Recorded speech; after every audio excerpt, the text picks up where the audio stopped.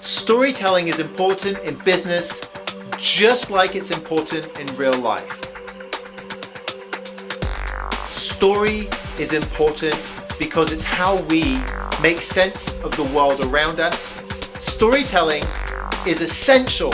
Storytelling is what bonds us. Stories are how we make sense of the world. Every single human being constructs their entire world with story.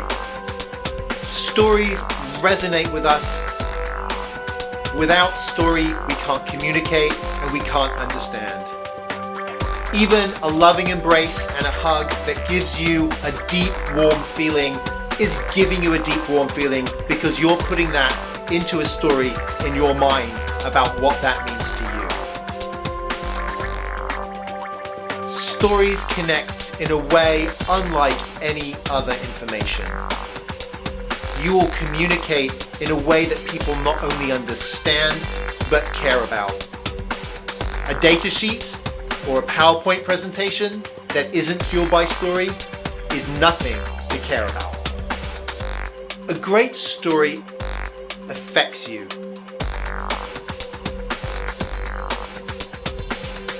A great story affects you. A storyteller will know that their message is connecting with an audience because that audience will lean in. And when people lean in, they want to know more, they want to engage, and they want to act. Storytelling is important in business, just like it's important in real life. Stories are literally the bridge between people. The bridge between people. Storytelling is what bonds us. Stories are literally the bridge. Stories are how we make sense of the world.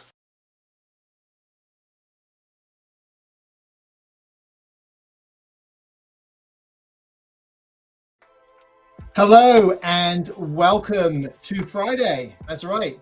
Another week in the bank. How does that even happen? How? Seriously, it just kind of flies by, doesn't it? Well, I'm Matthew Widget with Go Narrative, and this is your weekly business storytelling clinic. What does that even mean? Well, this is an opportunity for you to come and get some ideas about how to actually tap into this amazing power. An amazing power which has got all sorts of challenges when you try and apply it, right? And I love helping with that. It's why I formed Go Narrative, and we help tech companies do just that. And in fact, if you think about the type of company you are, the kind of challenges you have, and you want to kind of check in and see if this is really going to be something where there's going to be a lot of good help for you, then ask yourself the following questions, right? Are you a small to medium enterprise with 50 to 200 employees? Maybe you're the founder, CMO, maybe you're the head of marketing or communications, or you're an entrepreneur. And we love working with entrepreneurs as well.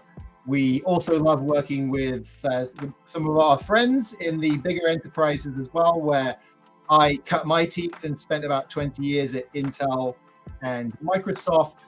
But if you are really looking to cut through and connect, then this is going to be the place where you can get ideas for that.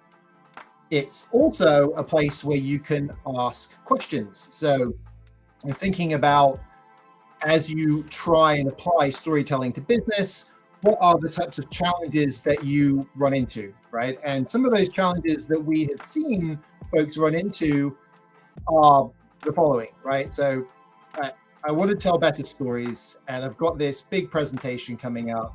How do I go about doing that, right? That's actually a pretty easy answer.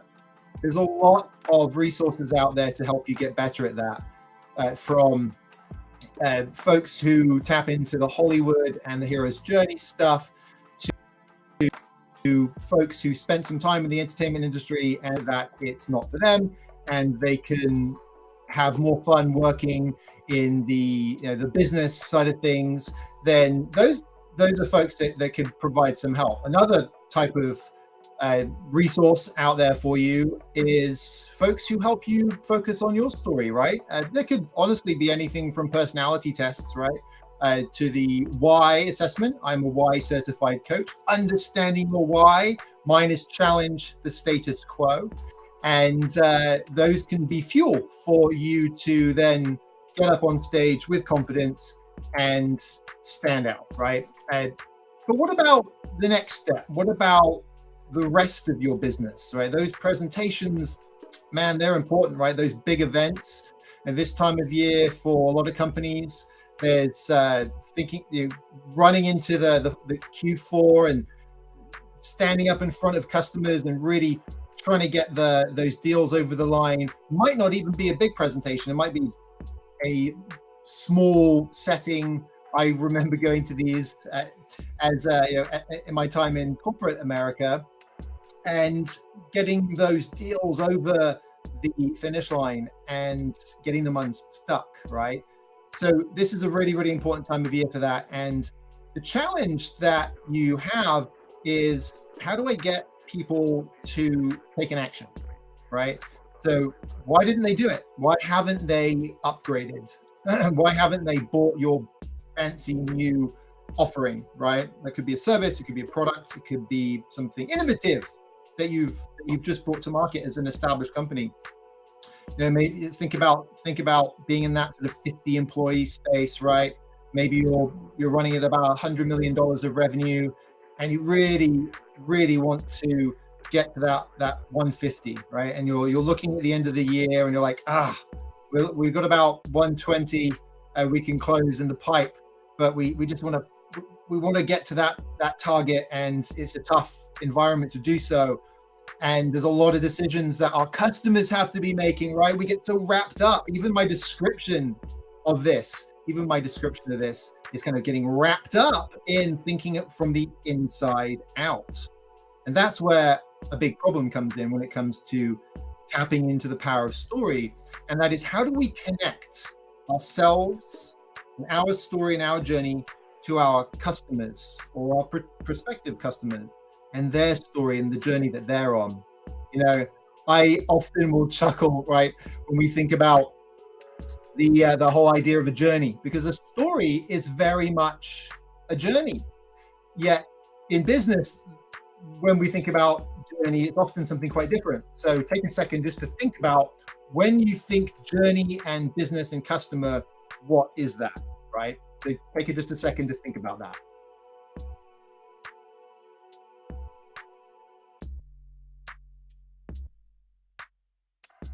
Got some ideas? Okay, so customer journey, right? Customer journey. So customer journey, like the sales pipe, moving folks along the sales pipe. This is very much what we tend to think of when we think of customer's journey in business. I want you to challenge yourself, and instead of thinking about the journey that they take, being aware of the problem, One of your streams is having connection issues. Stand by, we're trying to restore the connection. Okay. We have been told by our streaming provider that there's a problem with our connection. So let's see if that's continuing. Let's double check to see if I can see anything on my end. We use Restream so that any issues we have hardware-wise on our end doesn't get in the way of your experience. And I'm worried that that's happening right now. So if you are having any trouble, do shoot a note in the chat. That would be super, super helpful.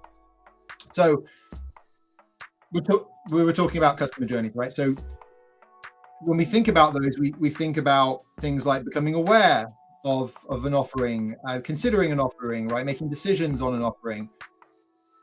That's going to step one. Step two is for the past 15 years or so, we've really encouraged folks to think about, when you start with awareness, don't start with an awareness of your offering. Start with thinking about the awareness that your customer has of the problem that they may have. And that problem could be something explicit. It could be trying to get to that 150 million revenue and being stuck at 120, right? That's a problem. And that's a pretty obvious one that a business is going to be aware of, right? You've got that type of problem. But then you've also got problems such as, I am trying to expand into a new market, and it's a big priority for me. So that's kind of the objective. And then I know that there's some issues I know that come along with that. Maybe there's regulatory issues, maybe there's legal, and there's real estate, all the things you think about getting a presence established in a different geography, whether it's a country or otherwise. So that you've got the kind of obvious ones, but then there might be stuff that you haven't thought about. This is very natural, right? Until you sit down and start problem solving, actually taking some actions, until you start doing those things, you don't necessarily know what the challenge is, right? It's like you've got these rocks and you haven't quite had a look under them yet, but as soon as you do, you discover things. And there's been folks throughout time who've been good at talking about this, like the difference between a need and a want, right? What is the difference there? Well, a need is you need to do this thing to be successful. That could be, pick one of those things that we touched on with the country or the geography example. Take real estate, right? So that might be something that you know at a high level, and you've got the real estate rock, right? And as soon as you lift up that real estate rock, there's other needs under there that you didn't even realize that you had to deal with, right? Now, we hire people, we hire experts, we do the research to lift as many rocks as possible. Here's the thing, right? Your company, your offering may solve a need that's under a rock that they don't know about yet, or they know about the rock and they don't know about what's underneath it, and you play in that space. So how can they want it if they don't know that they need it, right? And that's a huge opportunity for any company, because once you can surface these unmet needs, you can actually build a story that will help create a want in a person who hears that story. So you can see here, as we start to flip the customer journey from thinking about customer journey being something that somebody does going through our experience, our process, our sales process, or our internal processes, changing that to their experience and being very mindful of that and what they're going through, starting with their awareness of what's under the rock. Even that is a step in the right direction. And unfortunately, I more often than not don't see people do that. So please, if you're one of those people, it's time to start thinking about that. And that's a step in the right direction of getting to thinking about the actual stories that you might be able to tell. Now, the word story, the word storytelling, this idea of stories, it's so fascinating to me because, I was actually thinking of this as a shower thought today. I like the idea of getting really basic and communicating in a way that people understand. So, for example, we've got some friends that we go to cold dunking, cold swimming in a open water situation. Here in Seattle, we've got the Puget Sound.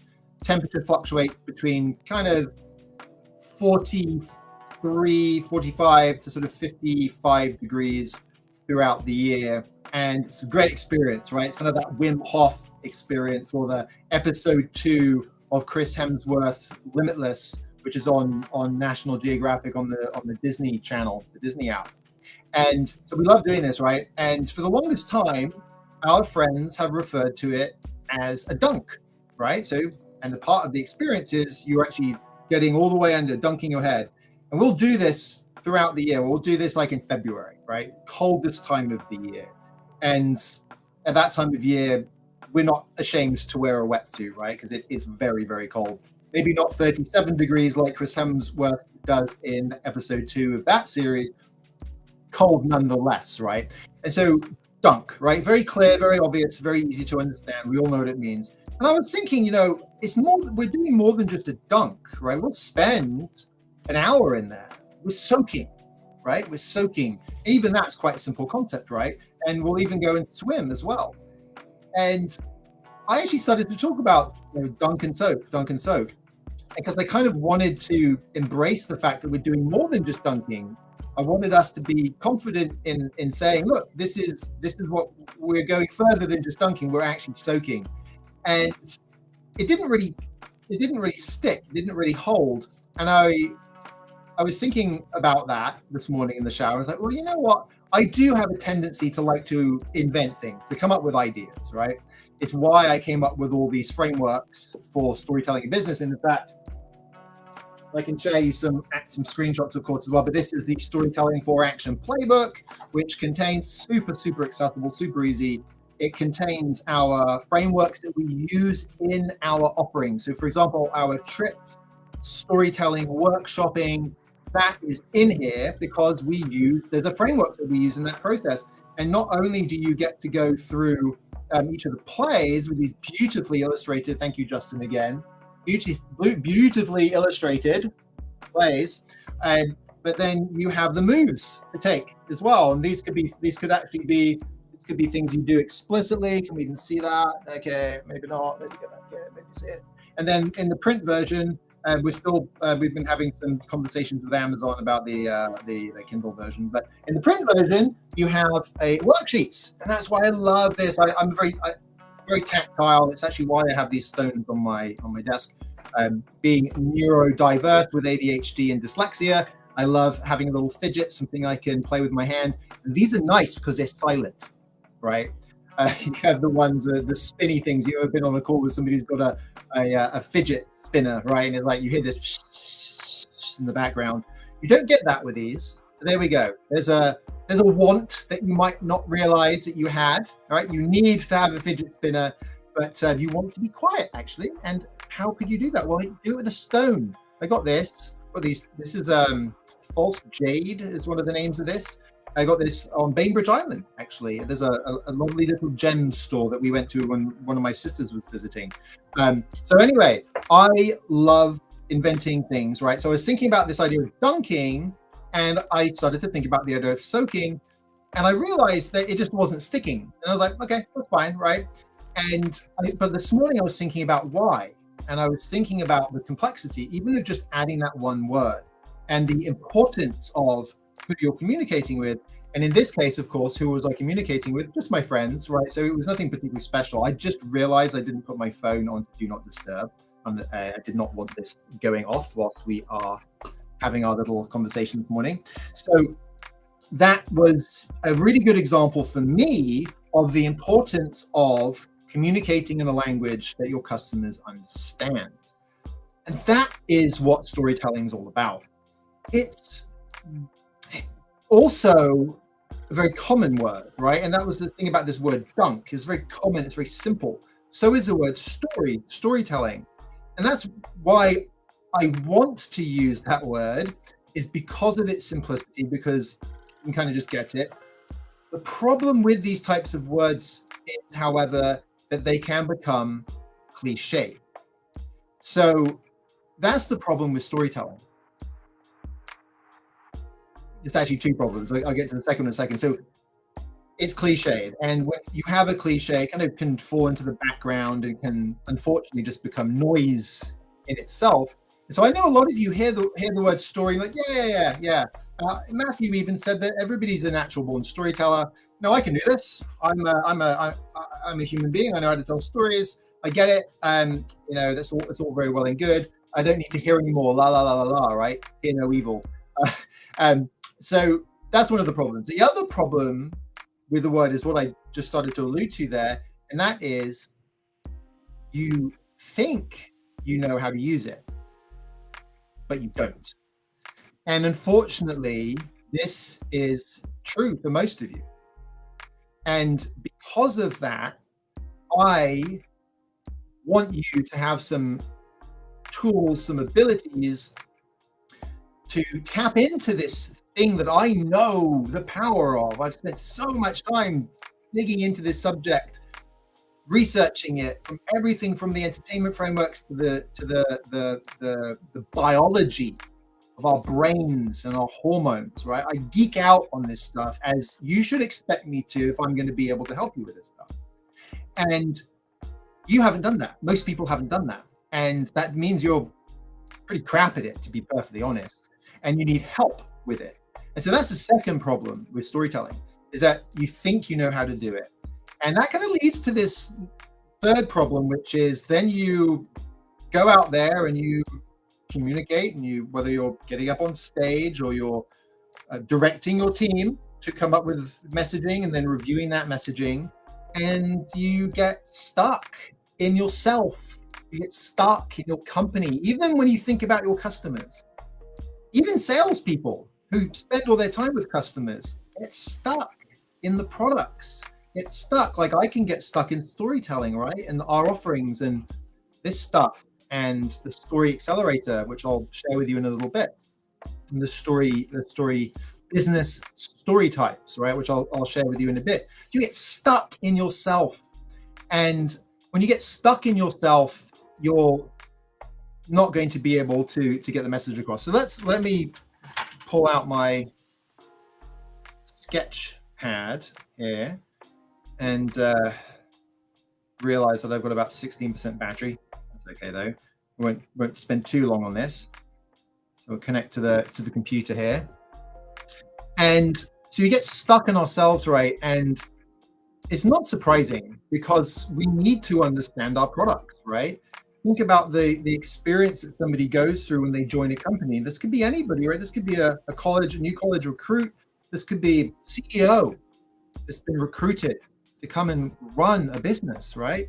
You could be 200 employees, and you're seeking to oops, pressed the wrong button there. And you're seeking to grow, and maybe your previous CEO was a philanderer and you had to fire them. And you've got this new CEO.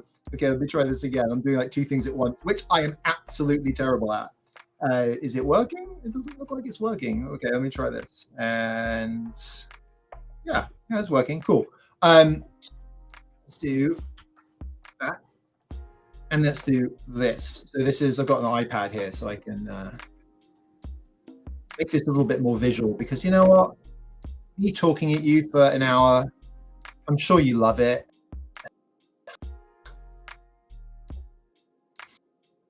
But let's kind of mix it up a little bit. So you've got,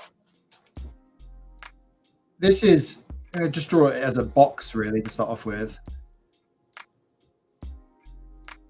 All right, and I'll draw another box over here. Let's call this customer. And let's call this us. This is us. TV show. I call This Is Us. So there's a whole ton of stuff in here, right? If you look at this, right? Let's say you're maybe you're CEO, maybe you're running a division, maybe you're sort of head of marketing. What have you got in here? Well, you've got your people, right? Which includes your leadership team and multiple organizations. And even if you only have one of these organizations to worry about, you have multiple people in there, right? You've got your products, okay? Maybe you've got 3 major product lines, and each one of those products has got a whole feature list, right? Oh my goodness. You see where I'm going with this, right? And then you've got the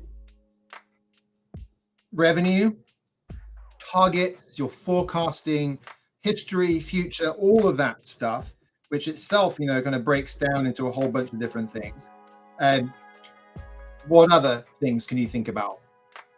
We've got people, we've got products, we've got the finances, we've got, let's call it operations. And if you're a factory, this could be colossal. If you're manufacturing something, if you're manufacturing a computer, an iPad, a phone, even something like this. This is my keyboard. I've got this Microsoft ergonomic keyboard, and I love having this because I've got this standing desk, and my keyboard's down there, and I have this up here, and I can do my codes and stuff on there. Boom, boom, boom. This has got keys. It's got a case. The case has got little rubber feet on it. There's this cute little plastic screw hole to put batteries into, and it was made in China apparently. There's the words on it. There's the brand is on there. Oh my goodness, branding, Matthew. How can you not think of brand? Oh geez, we do brand storytelling. The cobbler's children has no shoes, right? Tons of stuff in your product, and that's why when I oops daisy up here, right, all of this stuff you've got in your product. So you come into the company on day one, and you've got to figure all this out. You've got to figure it out if you're the CEO and you're looking across and down. You've got to figure it out if you're an intern and you're looking up and around.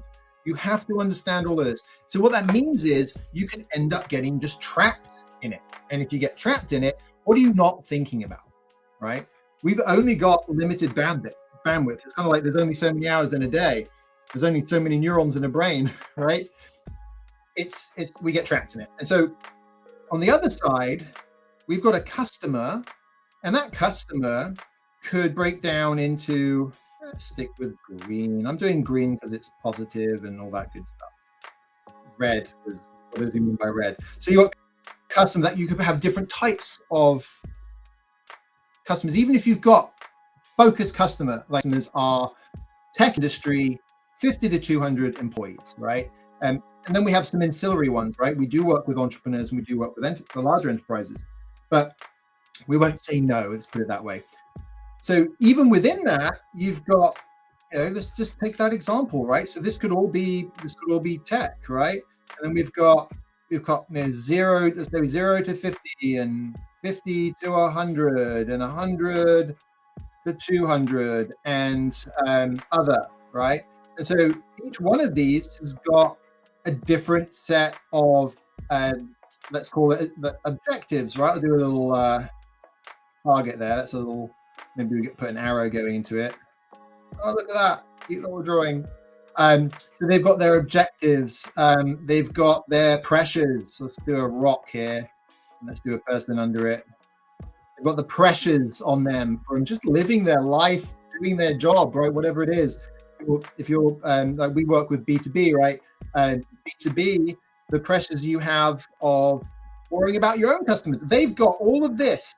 All of this goes into here, right? So they've got all of this as well, and you want to think about that. And they've got the pressures, they've got their objectives, all these types of things that they worry about. So you've got a lot to worry about. And then Matthew comes in and says, hey, there's this thing. I've already used a star here, so what shall I do? Let's just call it what it is. Story. And Matthew says you got to use this as a bridge, right, of understanding between these two things, communication, all that good stuff. That's another thing you have to worry about now. Oh my goodness, right? So there's a couple of things that I want you to think about, takeaways from this. Two primary ones. Okay, so we've got 1 and 2. Number 1, I've come up with a way where you don't have to worry about storytelling in any way, shape, or form. All you have to do is worry about your business and understand what your story type is, which is business focused. And when you understand that, you're going to be able to tap into this power of connection, cutting through, resonating, right? All of these words that we love when it comes to engaging with our customers is another one, engaging. And you'll be able to tap into that by just understanding your story type. It's your business story type, by the way. And there's a way you can figure this out. And in fact, if I fire up where my mouse is, you go to gonarrative.com. Please hold. The call is important to us. Okay.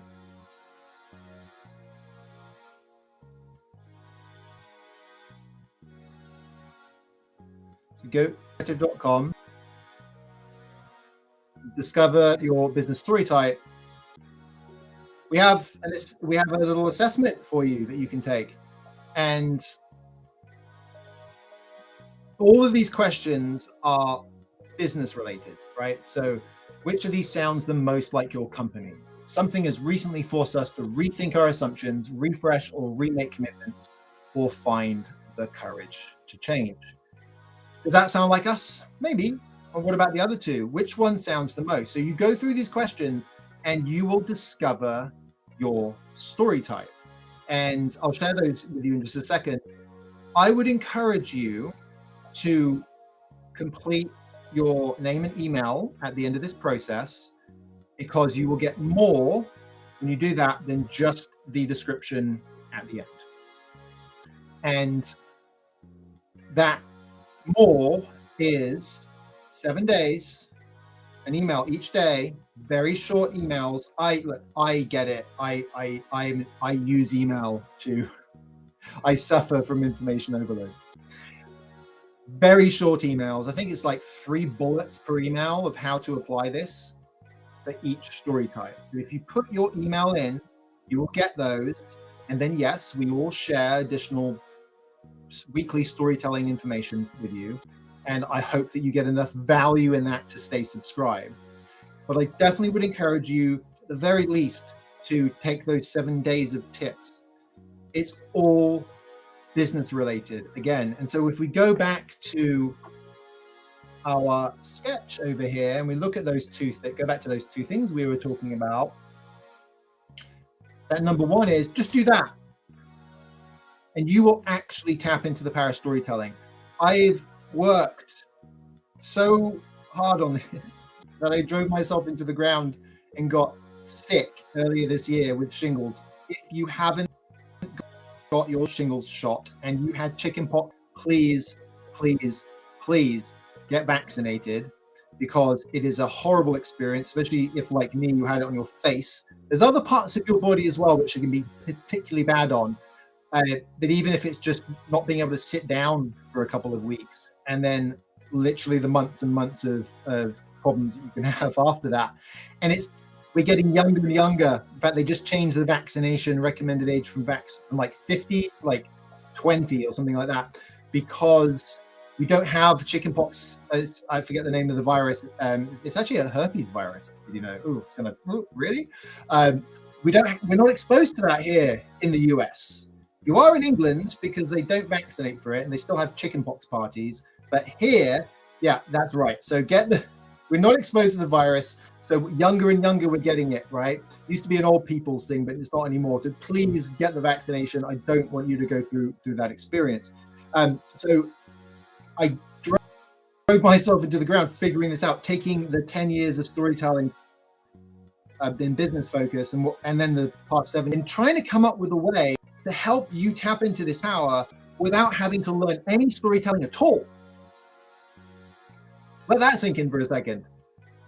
No hero's journey, no Hollywood film analogies or TV or books, none of that. But you still benefit from the power of it. This thing called story.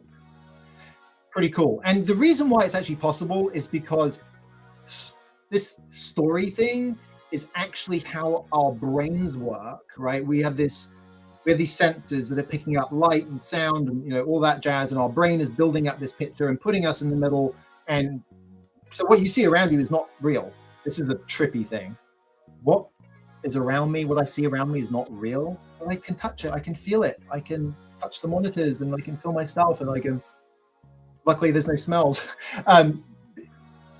It's not real. Reality is out there, but we can only see a tiny sliver of that and hear a tiny sliver of that. Like bees can see so much more than we can. They can see an ultraviolet, right? So the reason why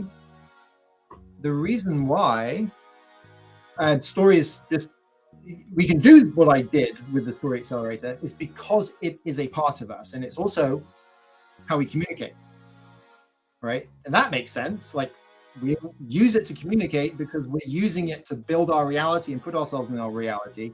And so if we talk about things, which is amazing in itself, language, if we talk about things in a way that we understand, we kind of hope that the other people on the other end of the receiving of this information will also understand it. So using the structures of this thing, which we call story and storytelling, is also how we communicate. So because of these fundamentals, I was able to take this and come up with a way to give you power to harness storytelling without having to worry about storytelling. And so I think I just really quickly on number 2, there's a Ben Horowitz quote that I think is on the website. We've got 2 of his that I love actually. One is that like a business without a story is a business without a strategy. But the other one is, yes, storytelling can be hard to learn, but with enough effort, you can. You don't want to do that, right?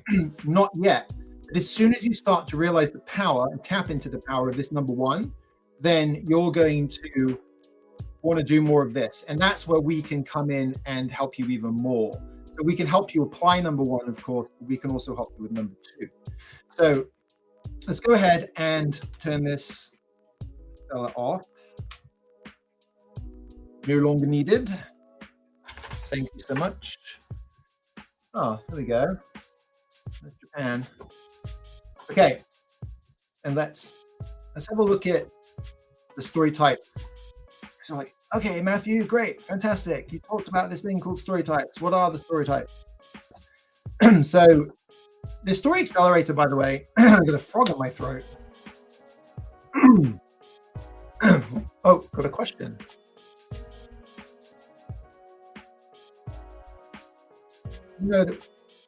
Somebody I think knew that we're doing next week with our blog, publishing a blog next week about growth mindset, because it's one of the story types. So I'll save that question actually. Save that question when we talk about these. The Story Accelerator is a 6-week program that we built. One of our offerings and what we used to just do was building strategic narratives, and that is at least a 2-month process, and even for the smallest of companies, right? Entrepreneurial startups and so on, because we go really deep on the coaching and extracting aspect.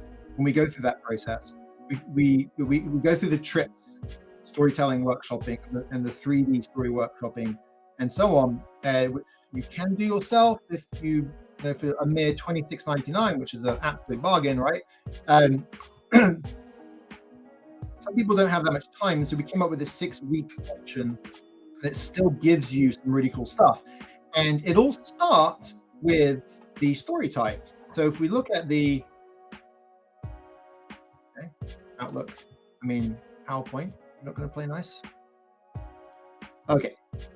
Nope. I want slide selector. I don't want to have to go through everything. Okay, well, I guess I'm going to be going through them. Oh, let me start that again, because that is not working. It's kind of strange. Let's please hold. Your call is important to us.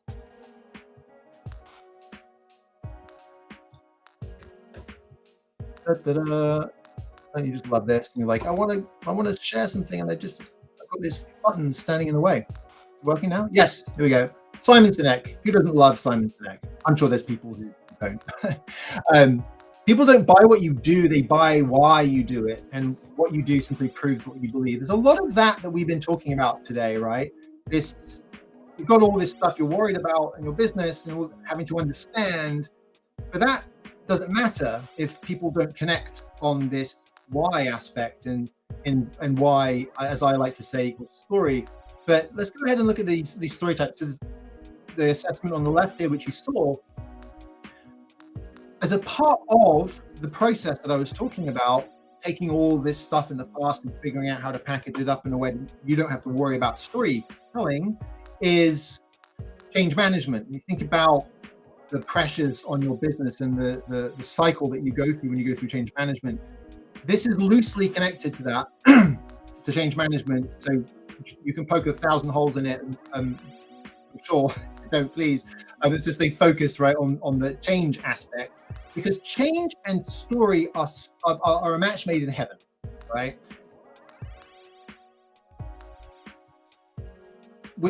At the risk of using a entertainment example, and which I think is fine, because we're not going to go into the frameworks of entertainment.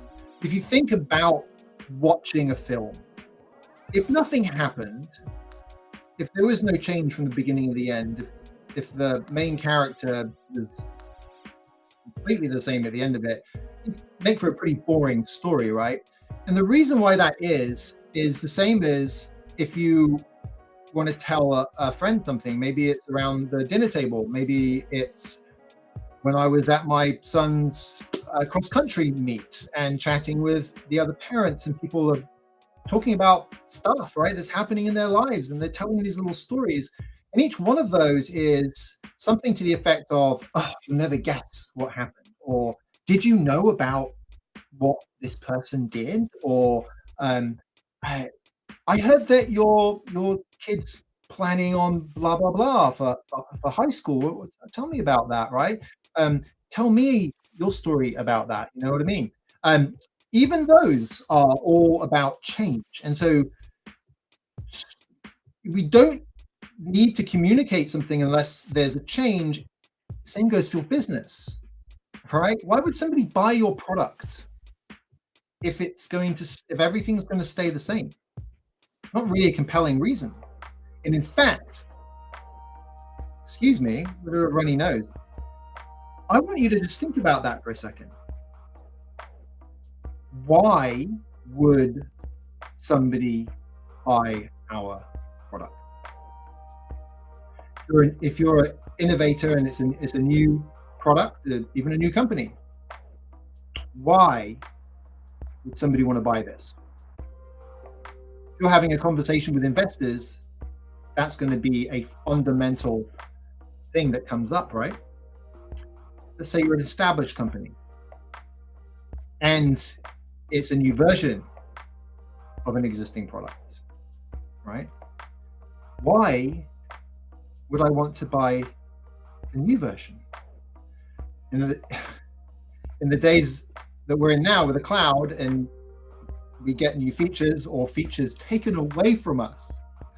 It was the Fitbit app, the first comment on the YouTube video, or the top comment on the YouTube video for the new Fitbit app. Why did you take away challenges? This is what I loved, right? you can't stay on the old product when it's this cloud service. You're forced forward, and for better or for worse. And that's a negative change. That can scare people off, right? So we're talking layered issues. These are all the things that you have to worry about in your business, right? So let's take that idea and dig into it, right? So why would somebody want to re-up their license? Why would somebody want to buy the new product? Why would somebody want to buy the product in the first place? It's because it should make things better. Yes, exactly. So it should make things better. Not good, good. Okay, better, right? Change. So change is at the heart of what you sell. If you're not selling change, you're not selling, and you should go and find something else to do. Okay. Even if you decide, you know what, I'm done with this, I'm going to go. I really do actually. What I've always loved the learning aspect of things and helping people learn, and I'm going to become a teacher. That's right. Because I just hate selling stuff, and I hate this idea of products, and I'm just done with it. I'm done with it. And I'm frustrated because I can't seem to get people to understand why they should change what they're doing, right? And trust me, a lot of you have that problem. If you choose to become a teacher, it's all about change. How are we going to change this student from where they are at the beginning of the year to the end of the year in a way that is positive and engaging and keeps them in school and doesn't scare them away, right? So change is at the heart of everything. So you can't escape it. And that's why this is based on change, because it's natural, right? Just like storytelling is natural, but change is natural. And when something changes, it imposes challenges on us. And that's our first story type, the challenge. What are we going through right now, right? This is kind of like the difference between acute and what is it? Pains, right? Acute is when it's like a sharp pain, and then there's the other one. For some reason, the words is evading me because I have so many words in my brain, because I've got such a massive vocabulary that sometimes I just can't find them. The words get lost in the cupboard of my brain somewhere. So you can have chronic. Yes, acute and chronic. So you have acute pain, you have chronic pain, and the challenge is when you've got that acute pain. You've hurt something doing something today, and you need to do something about it, right? The chronic pain being like you've had that problem in your knee forever, right? And I can tell you all about that. But the challenge is when you're in a place where you've got this acute pain, you might be thinking to yourself, well, if this is my story type, am I ever going to be any of the others? Yes, you might be. And in fact, there's some of these types, the catalyst, innovation, and growth mindset are three that are very common story types for people to spend a long time in and have a really strong story to tell in. Then there's a couple of the others which that are often quite a long experience that we can tell, like maybe if we're talking kind of timeframes and horizons. The first example is ongoing, perhaps, improving experiences and changing perceptions. That frog again. They might be over a year, right? And so we've had feedback from our customers. We realized for some reason we need to improve experiences, and we were spending a whole year working on this. And then others can be more acute, like the challenge and the pivots tend to be more acute. There's no reason why changing perceptions or improving experiences can't also be acute, but they tend to be skew more towards the not quite chronic, but a little bit longer term. And then the challenge and the pivot are very much in the acute space. That being said, you could also be a company that is constantly shifting and changing, right? You could be a consultancy that specializes in change management and who works with a lot of different types of companies and is constantly having to adapt to that and is constantly coming up with new ways to do it and is constantly buying new companies and selling new companies. You could be constantly changing, and that's fine. We see a lot of consultancies in the catalyst space because of what the catalyst is. Catalyst is about speeding things up, and you do that because of who you are, and who you are is because of your experiences. And so consultancies tend to be in that space, and some agencies too. So, and that's where actually Go Narrative sits. It's like we help speed you up, telling stories faster, quicker, more effective, right? We help with that reaction. And the reason why we can do that is because of all the lessons I and my team have learned through our experience, and my particular experience working on these problems for you for the past over a decade now. So you can move through these. You can have a challenge forced on you that forces you to change direction, that teaches you things that you can sell internally or externally, or even to your partners, that then can result in innovation and new products and new offerings and new services that then can help improve the experiences of your customers that you then need to market to help change perceptions. And because you're so good at going through this cycle, there's a symbiosis between your growth mindset, your people's growth mindset, your culture's growth mindset, and your ability to keep going through this cycle. Because of the growth mindset, you force more change on your company that gives more challenges, and you find yourself back at the beginning. So yes, you can go through each of these steps, and over a couple of year time frame may have the different story types you want to tell. So as you take that assessment today, and do it, and let me know what you get, and book a 20-minute story assessment call so we can talk about it. What you get today and what you get in 6 months' time might be the same, it might be different.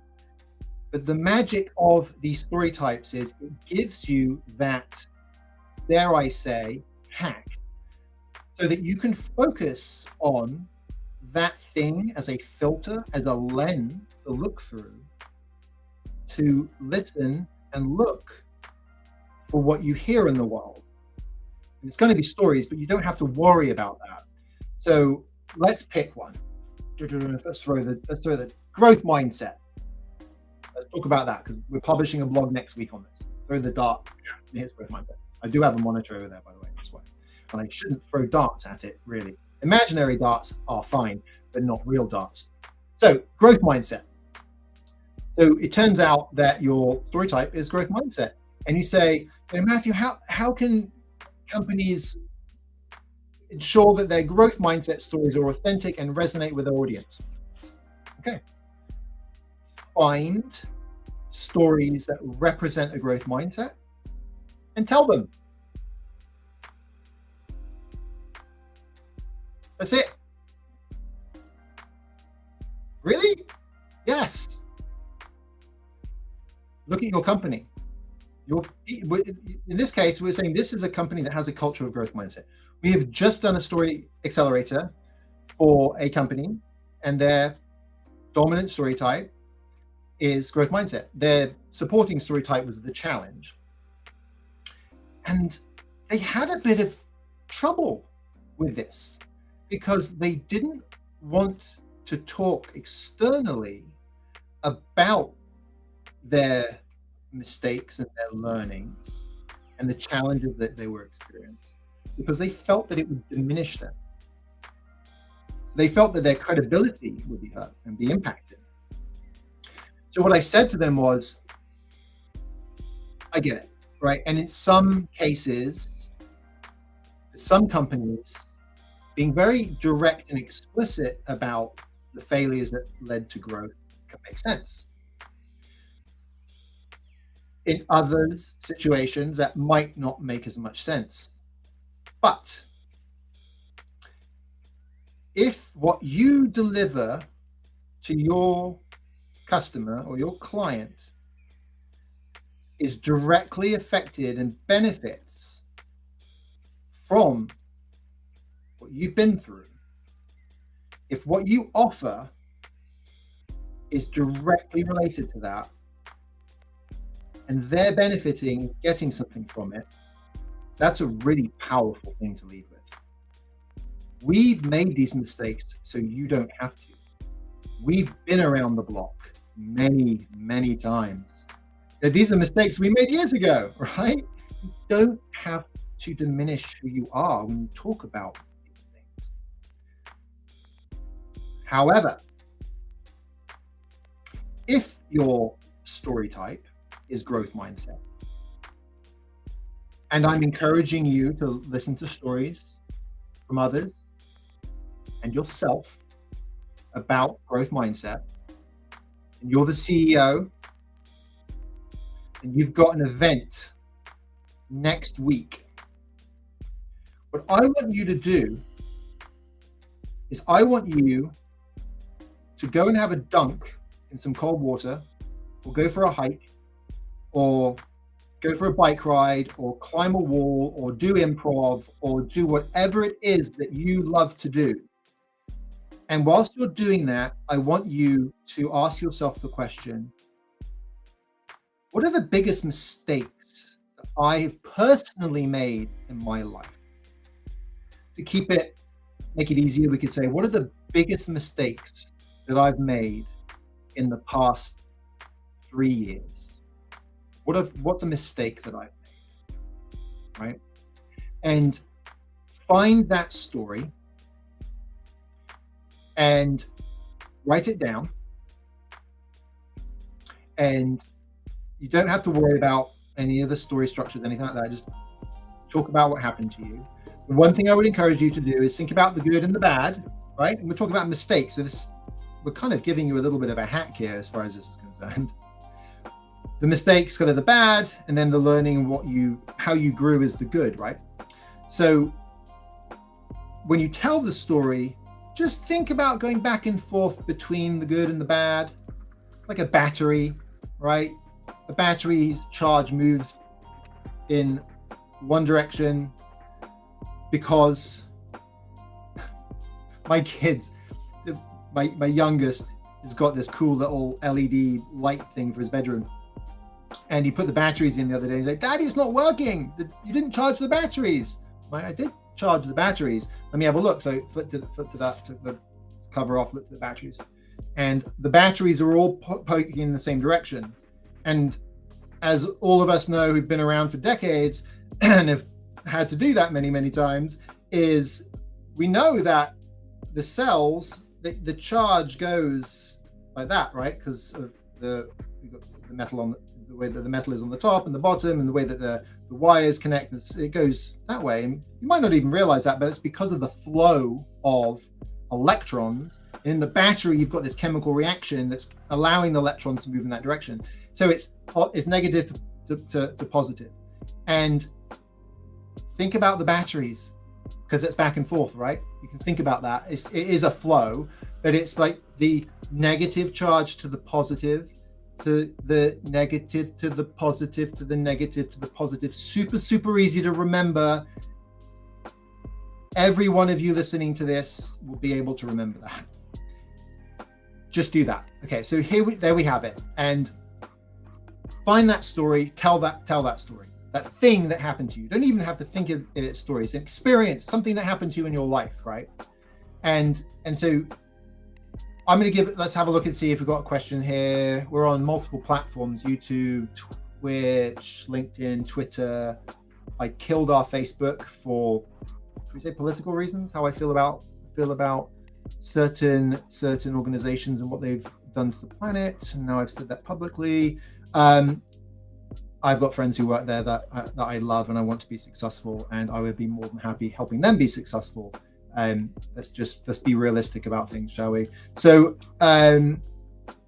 how can embracing a growth mindset in storytelling help in building a deeper connection with my customers?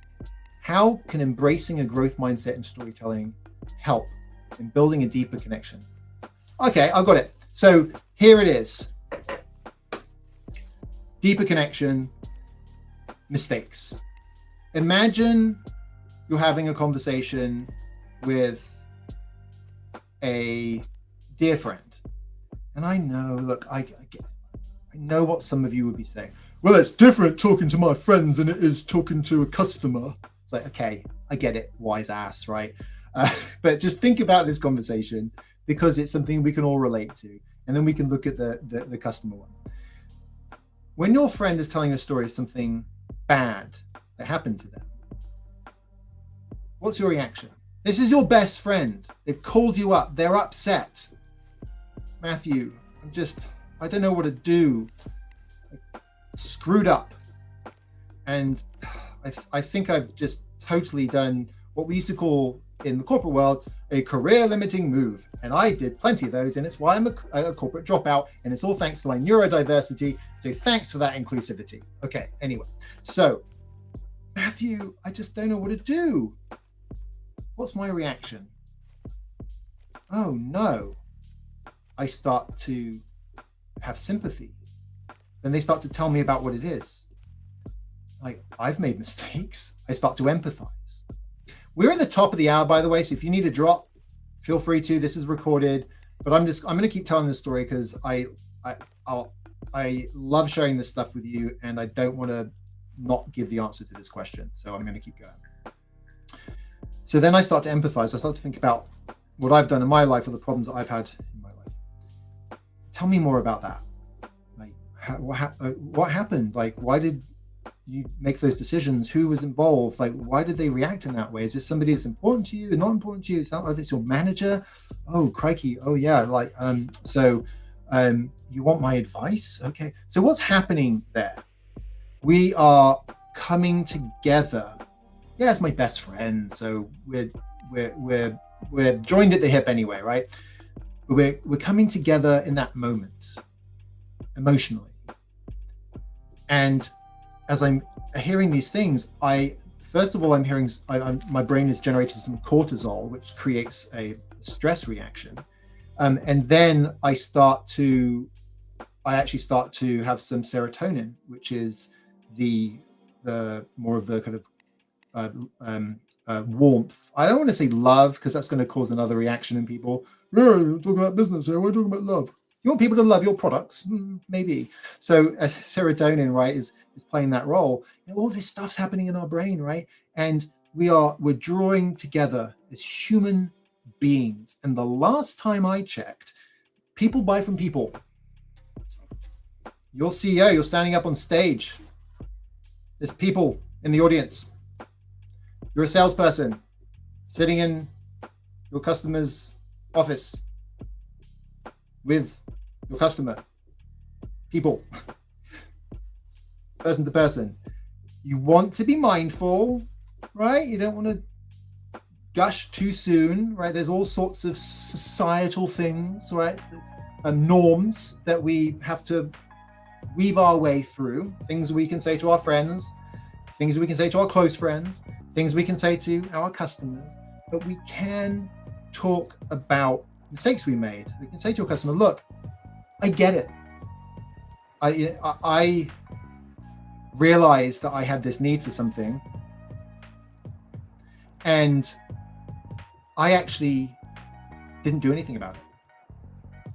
And it was this thing, and I was in this situation, and I really wish I had done something about it, because a week later, my boss came in and said, if you don't hit these numbers, there's going to be some really serious conversations, because I've just heard that there's going to be layoffs, and I'm telling you right now, I don't want it to be you. And it was an absolute nightmare. And I hustled and I tried to find a way to deal with it. And luckily I did. That's really important, right? So with your close friends, you can maybe say, you tell the story where it ended in tragedy. You don't want to leave your customers with that, as David J.P. Phillips, who I started to get really connected on the whole story, the hormone aspect, and I had a fantastic conversation with him about a book that our author has had a stroke, and so we can't do that book. That's a tragedy, but not for the time being. We're looking at a plan to get it out because of the amazing stories from people like J.P. Phillips and others. A lot of people who are my friends in business, and I feel terrible that we haven't finished this book, right? I'm sharing this story with you. And but when you're talking to the customers, steer away from the tragedy. Pick the stories that have got the good ending. And you know what? This is exactly what you want to do, because you want them to lift the rock, to see the need, and to want the thing that solves for that need. And there you go. That is the answer to how embracing a growth mindset in storytelling can help build deeper connections with your customers. I gave an example there, both of the CEO who's going into do a presentation and taking a growth mindset, a story from their life where they made a mistake and they learned and they challenged themselves. And then we did a sales example with the same, right? And we'll be releasing a blog next week about this in more detail. And if your story type, when you take the assessment, is growth mindset, we will talk about that even more. Thank you so much. I absolutely love helping with this stuff. As you probably can guess, there is an immense amount of opportunity for connection and moving things forward just from those story types, right?